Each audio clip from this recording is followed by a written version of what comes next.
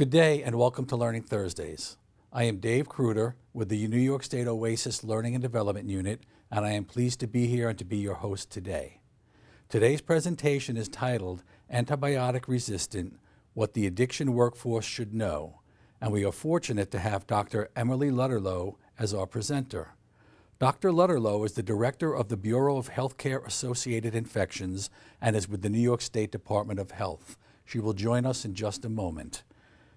As you know, Learning Thursdays are offered to addiction professionals as a free learning opportunity with the goal of improving the knowledge and skills of the New York State substance use disorder workforce as we strive to improve the lives of individuals in prevention, treatment, and recovery services.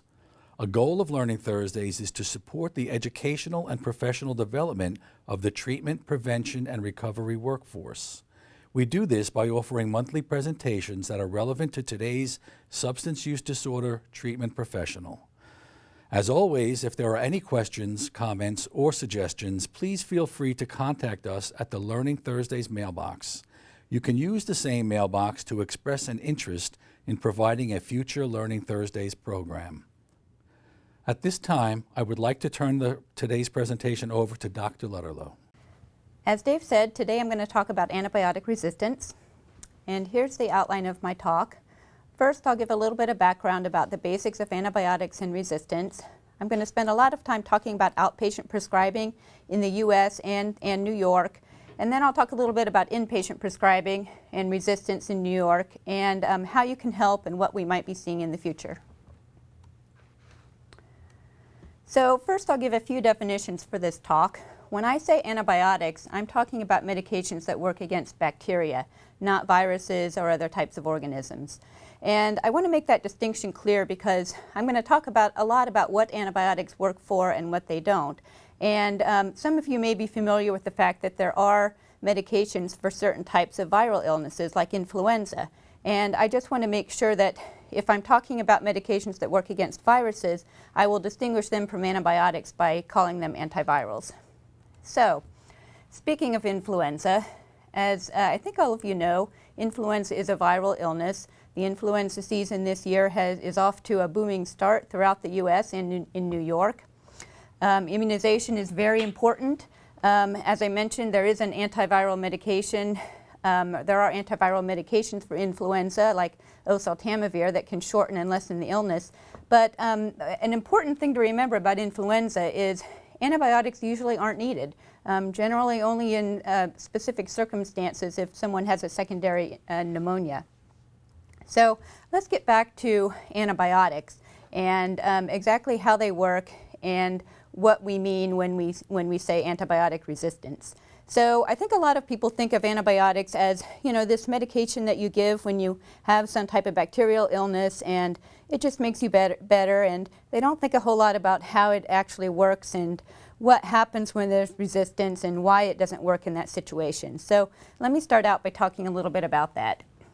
Now, antibiotics actually work by what we call like a lock and key mechanism. So the antibiotic, the molecules that make up the antibiotic, have a certain shape. And they work by fitting in with a complementary shape on the bacterium.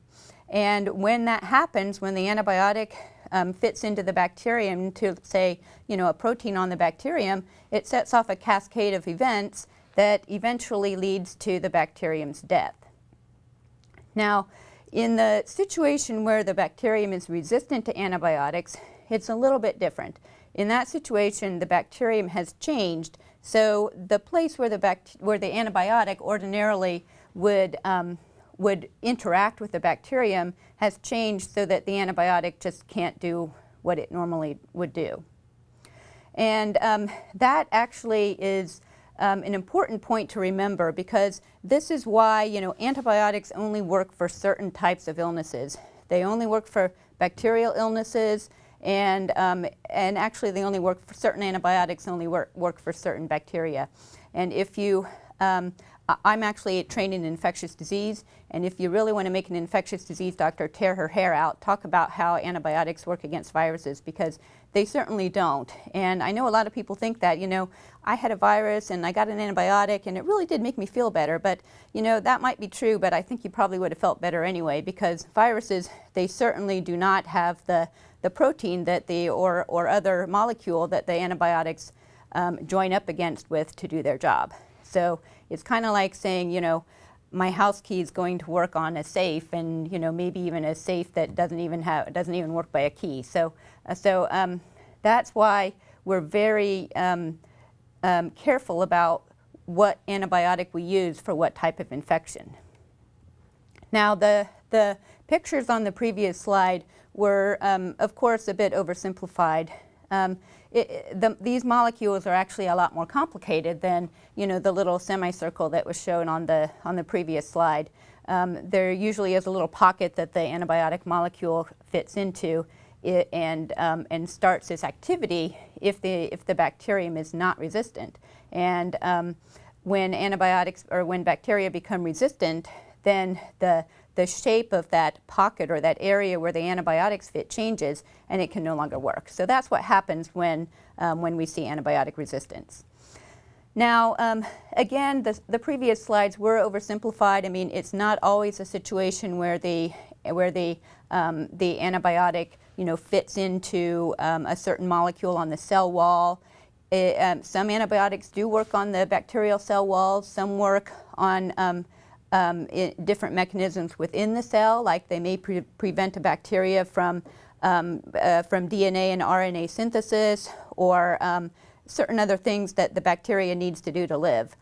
And bacteria, in addition to perhaps, you know, by a mutation changing the shape of a protein or something that the antibiotic needs to interact with, they also have other means of becoming resistant. Like, say, if an antibiotic usually works within a cell, perhaps the bacteria will develop ways to pump the antibiotic out of the cell, or other things like that. So it is more complicated, but basically you have to remember that antibiotics interact with very specific molecules in the type of bacteria that they work against. And when those molecules change, and they can change quite easily, you know, just through mutations, then the antibiotics very well might no longer work.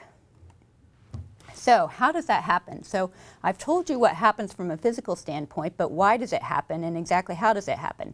So, you know, we all have a lot of germs living in and on us, and that's normal, and it's not only benign, but it's necessary.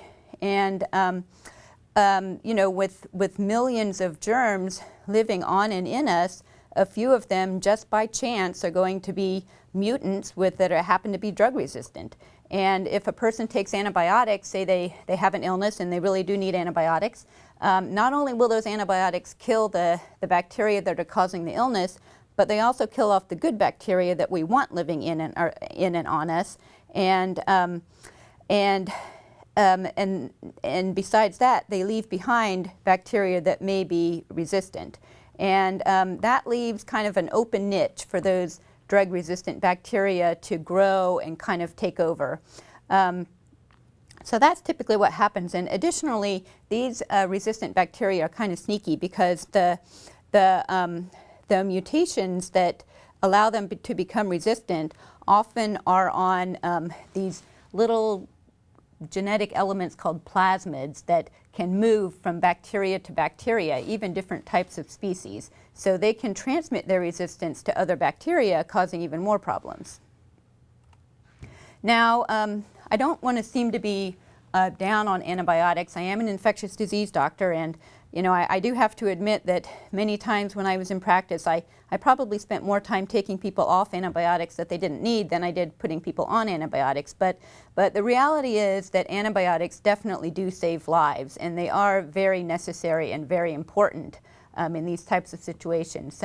Some examples are in sepsis, in bacterial meningitis, which was pretty much uniformly deadly before the advent of antibiotics.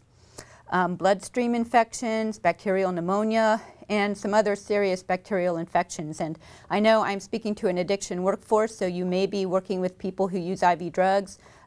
It's very common for them to have very serious bacterial infections, like a bloodstream infection can turn into endocarditis, which is an infection of the heart. And a lot of times people can also end up with skin and soft tissue infections like cellulitis from skin popping and things like that. So antibiotics certainly are extremely important and very necessary to use in those situations. But we don't want to be using them in situations where they're not necessary, because we want to save them and make sure that that they work when we really do need them. Okay, so here's some material from CDC, and on the left, that's a little brochure that CDC put together as part of one of their Be Antibiotics Aware campaign. And on the right, I enlarged part of it so you can see it a little bit better. And let me start from the bottom and go up here. So we've already talked about influenza, which is a respiratory illness and caused by a virus. You don't need antibiotics. Sore throat's the same thing except for strep.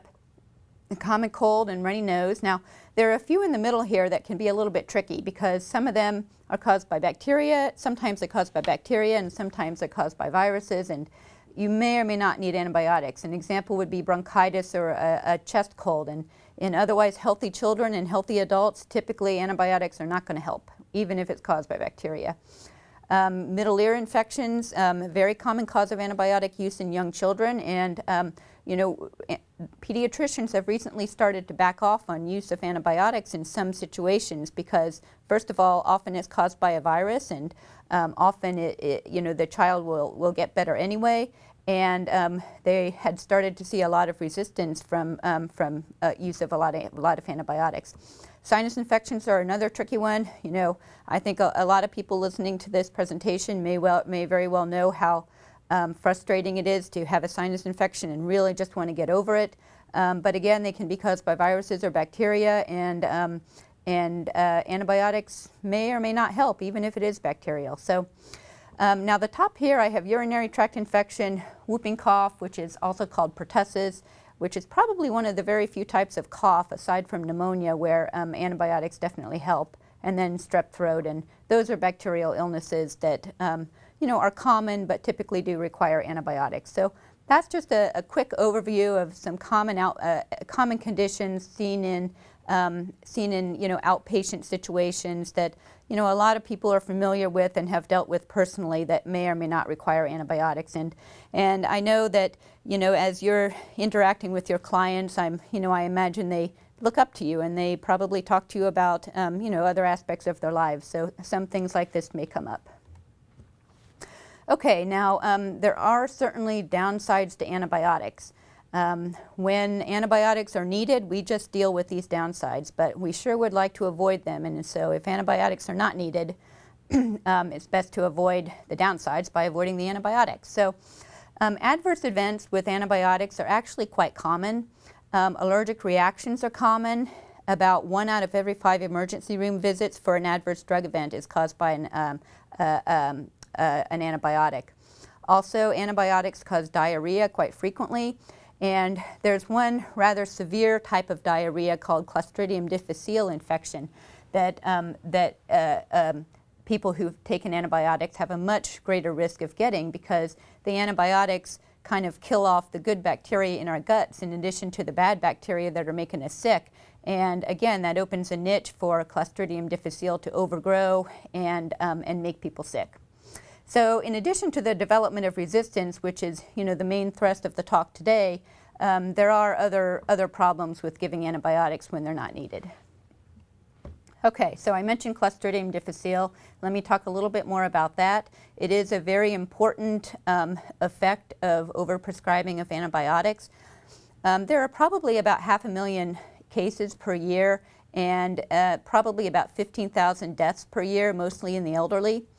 And people who have recently been on antibiotics or currently are on antibiotics are about 7 to 10 times more likely to get C. difficile infection than people who have not recently taken antibiotics. And again, that's because it affects the normal bacteria that live inside us and can allow what we call C. difficile to overgrow and make us sick.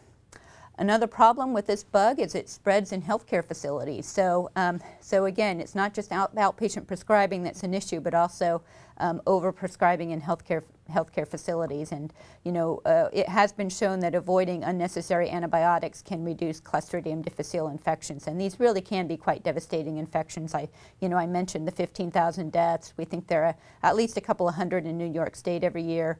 And but in addition to that, I mean, ironically, if you have this infection, you need to take more antibiotics to get rid of it, and it can go on for weeks or even months in some people. So one point I want to make is how antibiotics are different from other medications. So if you go to see your family practice doctor for, say, high blood pressure or something like that, and your doctor prescribes you a medication, that medication is really only going to affect you. It's not going to affect your neighbors, your family members, or other people in the community. Antibiotics are different because they do affect others in addition to the individual being treated, because we all spread bacteria just in the course of our normal daily lives, and also there's kind of inadvertent, quote, treatment of the environment when anyone is treated with antibiotics. So that's why antibiotics have, there are public health reasons to really make sure antibiotics are being prescribed correctly, in addition to the medical reasons that you want to make sure that all medications are prescribed correctly. Okay, so here's an example of how antibiotic resistance can spread, and I apologize for the small size of the slide here. Let me just quickly summarize it. Basically, if you start at the top, they have the little hexagon with some antibiotic pills in it, and looking off to the left, a lot of animals are given antibiotics for growth-related reasons, not because they're sick, and that can cause drug-resistant bacteria in their guts that then can end up on the meat that we eat, and if it's not handled properly, it can spread to humans. Similarly, fertilizer from these animals can end up on crops, and the resistant bacteria can be eaten and spread to humans that way. Now, if you look at the top again and go off to the right, you see a man that they call George on this slide, who gets antibiotics and develops resistant bacteria in his gut. Now, he may stay home and end up in the general community and spreading his resistant bacteria around. Or even worse, he may end up getting admitted to a hospital or going to a nursing home and spreading resistant germs to other patients, or if healthcare providers aren't washing their hands very well, to them and to other patients and in the environment. So that's how resistance tends to spread around in the community and in healthcare facilities. Now, what's the scope of the problem? Well, CDC estimates that about 30% of antibiotics that are prescribed in outpatient settings in the U.S. are unnecessary. And in nursing homes, about 70% of residents receive an antibiotic each year. And it's thought that about 3/4 of those are prescribed incorrectly, either not needed at all, or duration too long, or not the right antibiotic prescribed, or something like that. So we have our work cut out for us to improve this. And this slide also is from CDC, and they estimate that there are probably over 2 million illnesses caused by antibiotic resistance and about 23,000 deaths. So it is a rather large problem. Now, I know for the addiction workforce, you're typically going to be working with people in the outpatient setting, and as I mentioned, they're certainly in most cases not coming to you directly for an infection, but it certainly might come up in the course of your discussions and work and talk with them. So this map shows antibiotic prescribing in the U.S. in 2010. And as you can see, there's a lot of variability in prescribing across the states, all the way from a low of 529 per thousand people per year in Alaska up to a high of 1,237 per thousand people per year in West Virginia. So in West Virginia, on average, people were getting more than one antibiotic prescription per year for everyone, and that just amazes me. The large variability is also interesting too. I mean, there might be some explanations for it. Perhaps, in the states that are colored darker have higher prescribing, and perhaps the people in those states just aren't as healthy, which might well be true, but I don't think anyone thinks that that really can explain more than double the amount of prescribing. So, this might just be the culture of prescribing among doctors and, nurse practitioners and physician assistants in those states as compared to others. So we have our work cut out for us. Now, when we saw this map, one thing we were very interested in is what might be happening in New York. So we've been looking into that over the past few years, and this is a map from 2010. We were looking at potentially avoidable outpatient prescribing, antibiotic prescribing for acute upper respiratory infections. So these are people who came into their doctor for basically a cold or, maybe bronchitis or something like that, and did not have any other condition that definitely would have required antibiotics. And these are people who have Medicaid and adults age 18 to 64. And you can see that we had a fair amount of variability across our state too in prescribing. And we did this for subsequent years. So I'm going to flip through the different years here. Here's 2010 and 2011, 2012, 2013, 2014, and 2015. So there are a couple of things to notice as I went through those years there. First of all, the counties are getting a little bit lighter, which is good because that means what we consider potentially avoidable and unnecessary outpatient prescribing for respiratory infections anyway is going down. So, so that's good to see. But you probably also noticed that there are some geographic areas of the state that remain a little bit high, and we do have variability within New York State, just as we saw throughout the U.S. on the other map. So again, we don't really know why this is. We're looking into that. It might just be, the culture, the prescribing culture of a large practice in a certain county or something like that. So this was one of our first initiatives in New York State to try to reduce avoidable prescribing.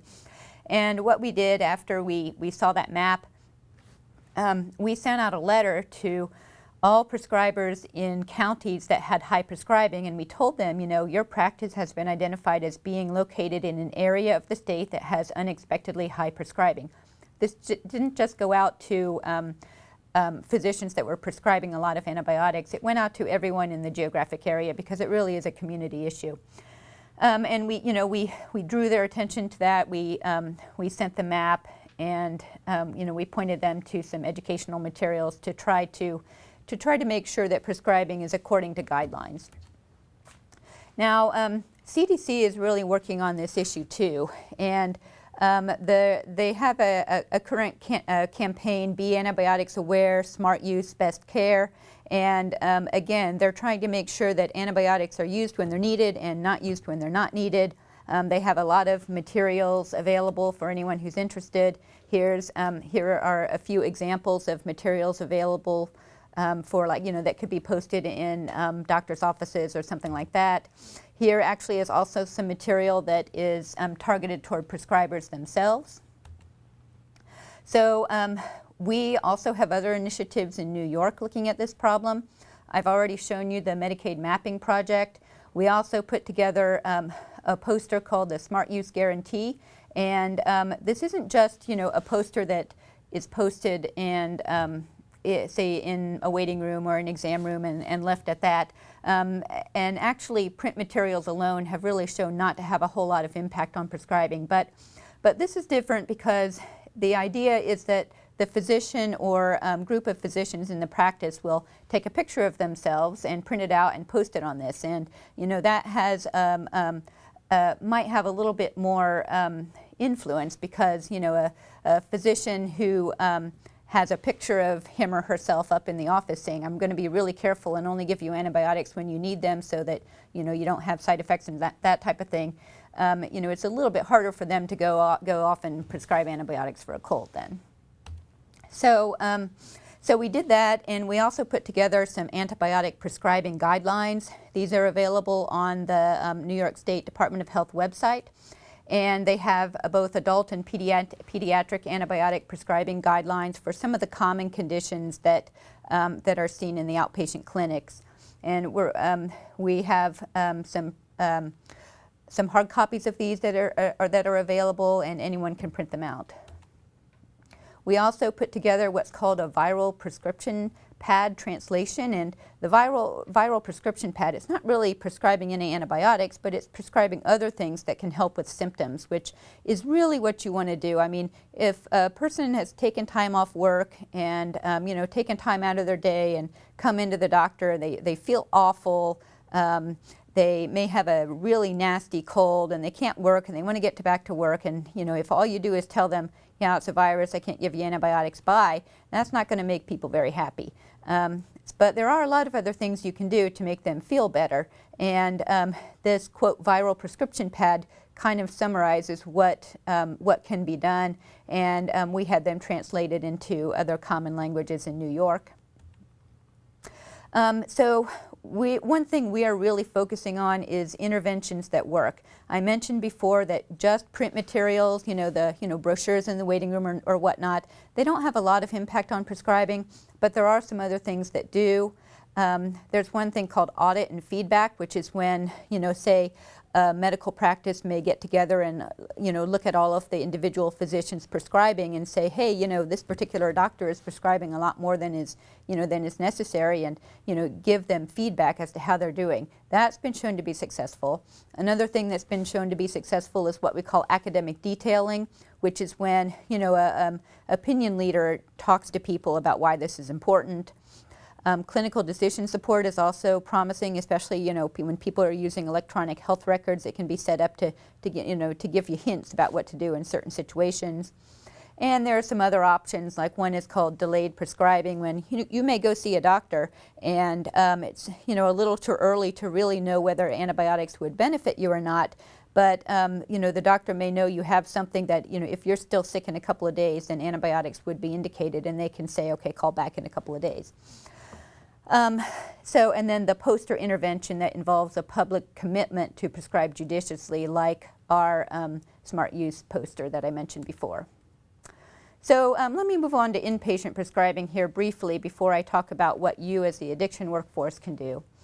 So in hospitals, it's estimated that about 30 to 50% of antibiotics that are prescribed are either unnecessary or inappropriate. So, wrong antibiotic, wrong dose, wrong duration, or something like that. And it's also been shown that improving prescribing can reduce C. difficile and also, over the long term, reduce antibiotic resistance. So about half of all hospital patients receive an antibiotic. And I've told you so far about variability in prescribing across the U.S., across New York, and there's also variability in prescribing across hospitals.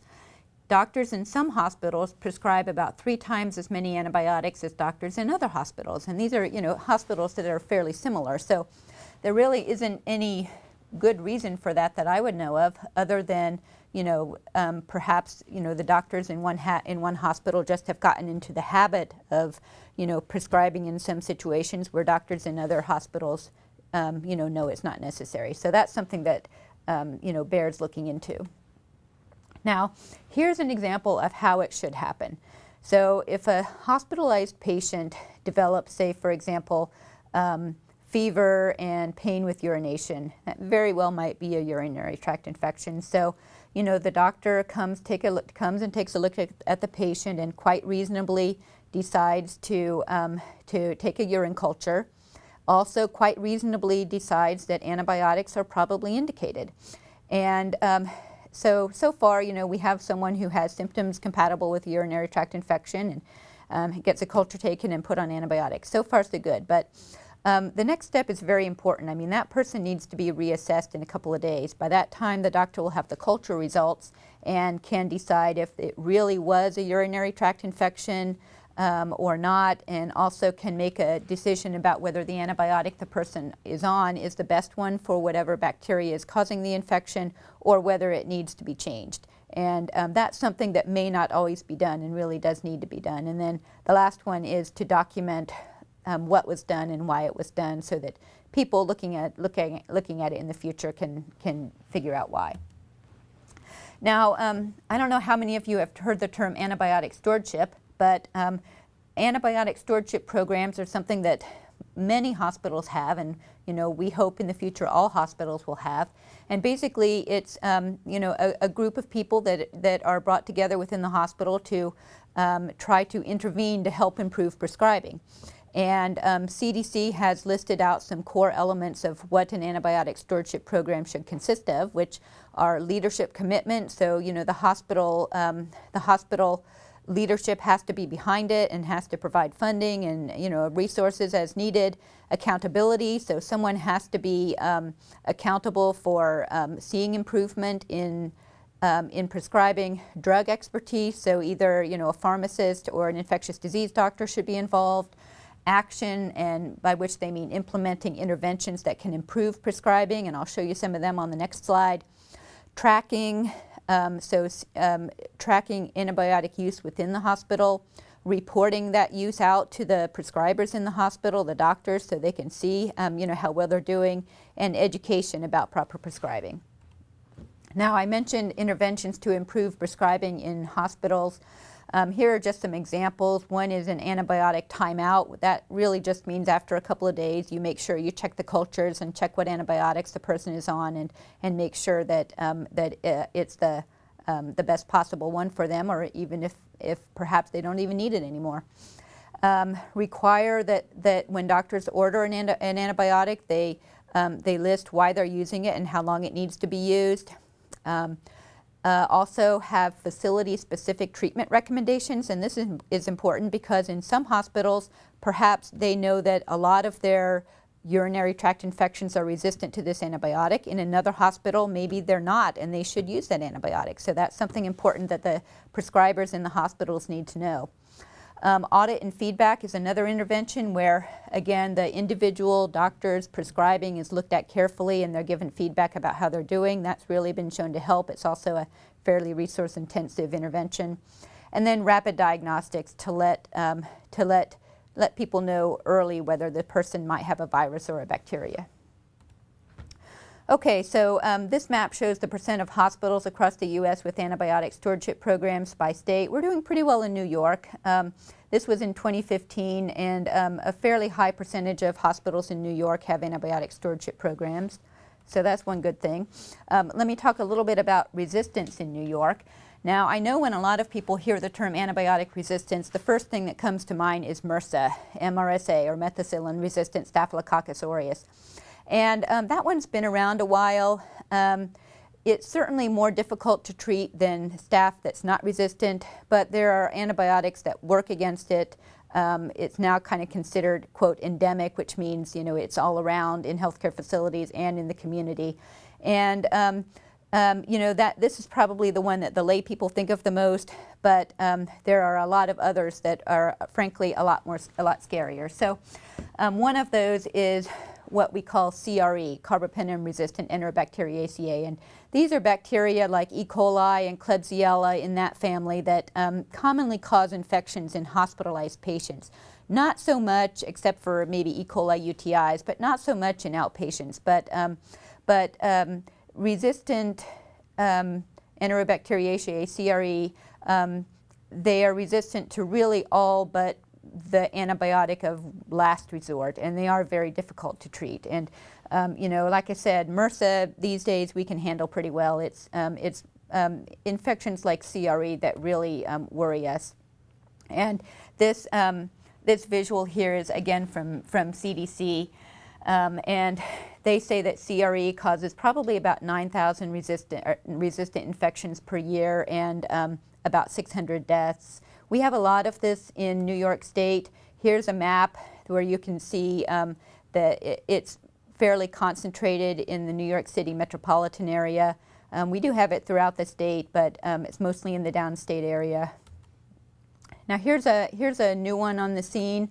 And I just want to very briefly mention this because you might be hearing it more in the future as, if you hear about antibiotic-resistant infections. And this is Candida auris, which is not a bacteria. So I'm departing from, from talking about bacteria, which I've spent most of this presentation talking about. Candida auris is actually a yeast. It's not the same as the yeast that cause, like diaper rashes and thrush and yeast infections in women. It's somewhat related to that one, but it's not the same yeast. This one was first reported back in Japan in 2009, and ever since then it's been popping up all around the world. We're not sure why. This is what we call an emerging pathogen. And we're concerned about it because it's multi-drug resistant. I mentioned before that antibiotics refer to medications that work against bacteria. Antivirals refer to medications that work against viruses. And then we also have antifungal medications. We don't have a lot of them, but we have some. And unfortunately, this particular fungus, yeast and fungus, is the same thing in this situation. It's resistant to a lot of them, which is, bad news because it's difficult to treat. It's also hard for labs to identify, and it causes healthcare-associated infections and outbreak. And unfortunately, also, most of the cases in the U.S. are in New York State. So we don't know what's going to happen with Candida auris. We're seeing a pretty steady infection rate, and we're really keeping a close eye on it because, if you look down in the lower right there, how you can see, the exponential increase, that's kind of what happened with MRSA. We don't want that to happen with Candida auris. So, okay, now that you've heard a lot about, probably more than you ever wanted to hear about, antibiotic resistance, let me talk about how you can help. So I know that, in this audience, some of you may be medical personnel, a lot of you probably are not medical personnel, but you still have interactions with clients where you're talking about their health and, things related to antibiotic use or acute illnesses certainly may come up. If you're medical personnel, you can educate your clients about resistance. If you are, or even if you're not, you can certainly point your clients to reputable information about resistance. And hopefully, your clients probably have heard from their neighbors or friends that you just need to go to your doctor and get a Z-Pak. And we really want to try to work against that. So the picture I have here is from the Centers for Disease Control and Prevention, and they have a lot of good information on their website that's suitable for both the general public and also some sites that are more appropriate for healthcare professionals. But there's a lot of good information on there. And here's a list of things that everyone can do to help prevent resistance. Hand washing, that's a big one in healthcare facilities and everywhere else. Immunize, we'd love to prevent these infections to start with, and prevent the spread of foodborne infections. A lot of foodborne infections these days are becoming more and more resistant. Prevent the spread of sexually transmitted diseases. Again, a lot of them are also becoming resistant, especially they're having a lot of difficulty with resistant gonorrhea. And take antibiotics only when needed, as I've stressed over and over. So what can patients do when sick? And again, I know your clients may have other medical issues in addition to their substance abuse issue, or their substance abuse issue may lead to medical issues. So they probably have a fair bit of interaction with healthcare. And we really want patients to speak up and ask questions and let their doctors know about their worries. Ask about the necessity of urinary catheters and things like that. The more devices, catheters, and so forth, the greater the chance that one of them will cause an infection. Also, prevention of surgical site infections is very important, and asking what a patient can do to prevent that can be helpful. Keep hands clean. Make sure your healthcare providers clean their hands. Ask about antibiotics and if your antibiotics are really necessary. Know the symptoms of infection and really watch out for diarrhea, especially if you've been taking antibiotics. So what do we expect to see in the future?